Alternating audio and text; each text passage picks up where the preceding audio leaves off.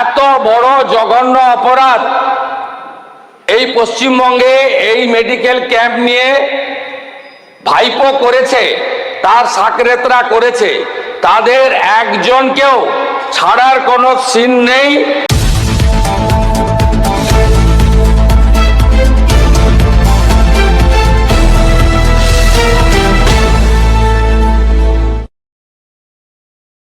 মহোদয়, একটি বড় স্ক্যাম সামনে এসেছে, ভাইপোর সেবাশ্রয় ক্যাম্পে স্ক্যাম। ইতিমধ্যে আমাদের বিষ্ণুপুর পিএসএ একাধিক কেস আমাদের ফাইল হয়েছে, এফআইআর। এই এফআইআর এর ভিত্তিতে আমি আপনার প্রথমে অনুমতি চাইছি, আমি মুখটা হেজি করে দিয়েছি, কিভাবে ক্ষতি করেছে দেখুন, এই ছবিগুলো দেখুন। এই চিটিংবাজটা দেখুন, বাচ্চাটার হাত গেছে, দেখুন।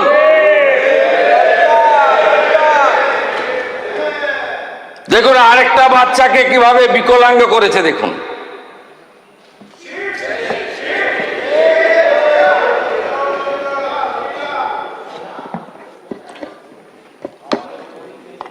এই দিদির পাটা গেছে দেখুন।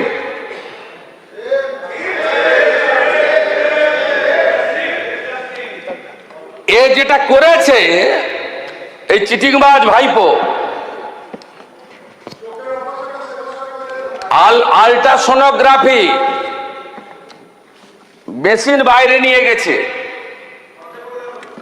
এক্সরে মেশিন বাইরে নিয়ে গেছে, সরকারি হসপিটালের ডাক্তারদের বাইরে নিয়ে গেছে, মেডিকেল কলেজের স্টুডেন্ট মুখ্যমন্ত্রীকে চিঠি দিয়েছে। মেডিকেল কলেজের স্টুডেন্ট ডাক্তার হতে পারে, চিকিৎসা করতে পারে? তো একবার ঢুকলে বেরোবে না, এ তো খুনের মামলা। একে কেউ বাঁচাতে পারবে না,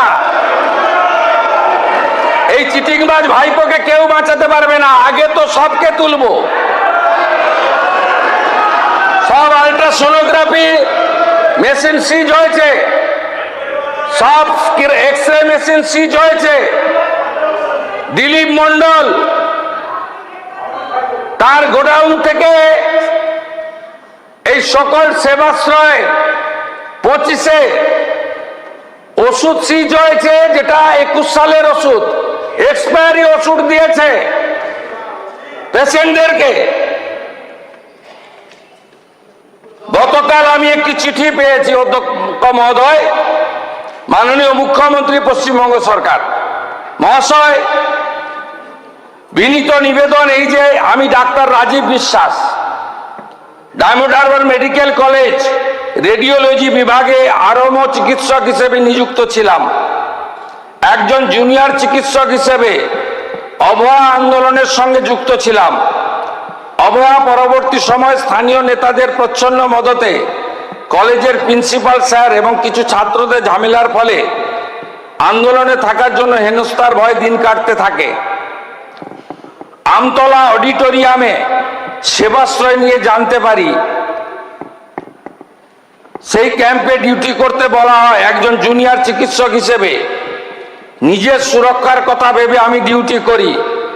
পরবর্তীতে এসডিওর মাঠে মডেল ক্যাম্প ইউএসজি বিভাগ ডিউটি করার জন্য শামীম আহমেদ আমায় ডেকে পাঠান। হাসপাতালে ডিউটির অবসর সময়ে কিছু কিছু দিনে বাকি আর জুনিয়র চিকিৎসকদের মতো আমি শুধু ডিউটি করি। সেবাশ্রী 2-এর সময় পড়াশোনা নিয়ে ব্যস্ত থাকার কারণে ন্যূনতম অংশগ্রহণ করি।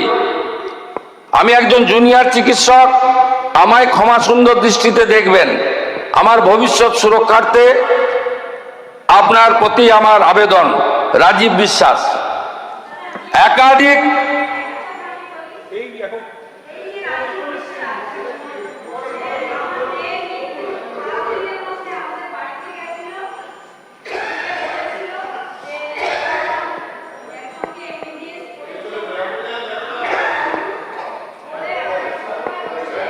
এখন আমরা এটা ছাড়বো না, কোনো ছাড়াছাড়ির সিন নেই, সুযোগও নেই।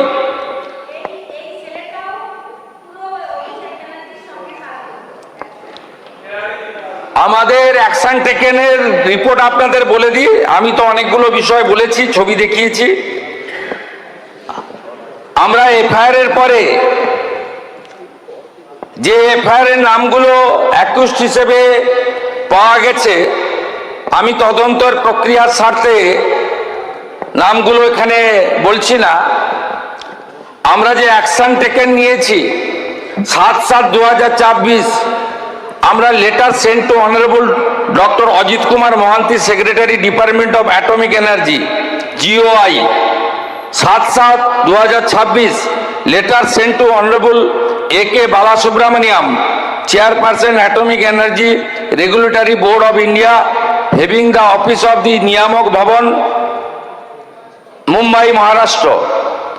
7/7/2026, letter to principal secretary department of health এবং family welfare. 17/7, letter sent to chief medical officer, south 24 Parganas. 15/7, seize some document and photograph related for those medical camp from the complainant. তারপরে আমরা যেগুলো করেছি, এক্স-রে মেশিন সিজ করেছি, আমরা USD machine সিজ করেছি, আমরা expiry সমস্ত ওষুধ সিজ করেছি। এবং এই খাতে পূর্ব মেদিনীপুর জেলা শাসক এবং দক্ষিণ 24 পরগনা জেলা শাসক ডায়মন্ড হারবার এবং নন্দীগ্রামের সেবাশ্রয় প্রকল্পের মাধ্যমে সরকারি যে অর্থ ব্যয় হয়েছে, সরকারি যে ডাক্তারদের ডিউটিতে লাগানো হয়েছিল, সেগুলো আমরা করেছি। আমি মাননীয় সদস্য দেবাংশু পণ্ডা মহোদয় গতকাল যে অভিযোগ করেছিলেন, তার ভিত্তিতে আমি সবাকে এবং বাংলার জনগণকে আশ্বস্ত করতে চাই যে আমরা এই ব্যাপারে রাজ্য পুলিশের CID, STF, দক্ষিণ 24 পরগনা জেলা পুলিশকে নিয়ে, তার সঙ্গে আমাদের মেডিকেল এক্সপার্টদের নিয়ে আমরা ব্যাপক অভিযান এবং ব্যাপক তদন্তের কাজ করছি। মানুষের জীবন নিয়ে যারা ক্ষতি করেছেন এবং এই ক্যাম্পে যারা ক্ষতিগ্রস্ত হয়েছেন, তাদের প্রত্যেকটি অভিযোগকে FIR হিসেবে ট্রিট করা হয়েছে। এবং আপনারা নিশ্চিন্ত থাকুন, এত বড় জঘন্য অপরাধ এই পশ্চিমবঙ্গে এই মেডিকেল ক্যাম্প নিয়ে ভাইপো করেছে, তার সাকরেতরা করেছে, তাদের একজনকেও ছাড়ার কোনো সিন নেই। সময় কথা বলবে, টাইম উইল স্পিক। আমরা আট ঘাট বেঁধে প্রস্তুতি নিয়ে সমস্ত তথ্য জোগাড় করে এভিডেন্স নিয়ে ভারতীয় ন্যায় সংহিতা অনুযায়ী কাজ করছি। যথাসময়ে বৃক্ষ তুমি কে, ফলে না পরিচয়তে। ভালো থাকবেন।